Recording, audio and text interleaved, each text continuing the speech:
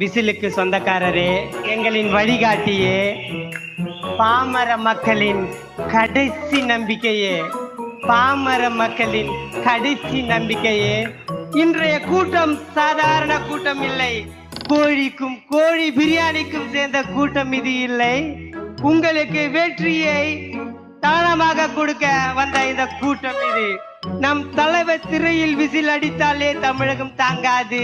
இப்பொழுது தமிழகம் முழுவதும் விசில் அடிக்க போகிறோம். இனி ஊழல் ஓங்காது. அரசியலின் மாமேதை முத்தமிழறிஞர் தலைவர் கலைஞர் அவர்கள் 5 முறை முதலமைச்சராக அமர்ந்த அரியணையில் மக்களின் வரவேற்புடன் கலைஞர் எனும் பெருமகன் பெற்ற திருமகனாய் நம் தளபதி முதல்வரின் தவ புதல்வராய் ஆட்சி பீடத்திலேயே அமர்ந்து விட்டார். வரும் காலங்களிலும் அவரே தமிழ்நாட்டின் நிரந்தர முதல்வர்.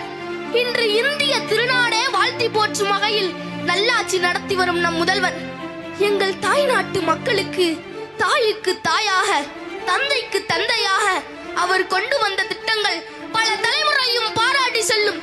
கலைஞர் மகளிர் உரிமை தொகை, முதலமைச்சரின் காலை உணவு திட்டம், புதுமை பெண் திட்டம், தமிழ் புதல்வன் திட்டம், நான் முதல்வன் திட்டம், நமக்கு நாமே திட்டம், மக்களை தேடி மருத்துவம், இல்லம் தேடி கல்வி, கலைஞர் விடியல் பயணம், கலைஞர் கைவினை திட்டம், தாயும் மாணவர், மீண்டும் மஞ்சப்பை, இன்னும் மீண்டும் மஞ்சப்பை, கலைஞர் கனவு இல்லம், தோழி மகளிர் விடுதி, முதல்வரின் முகவரி, இன்னுயிர் காப்போம் நம்மை காக்கும் 48 என்று இன்னும் பல திட்டத்தினை கொண்டு வந்த முதல்வர்.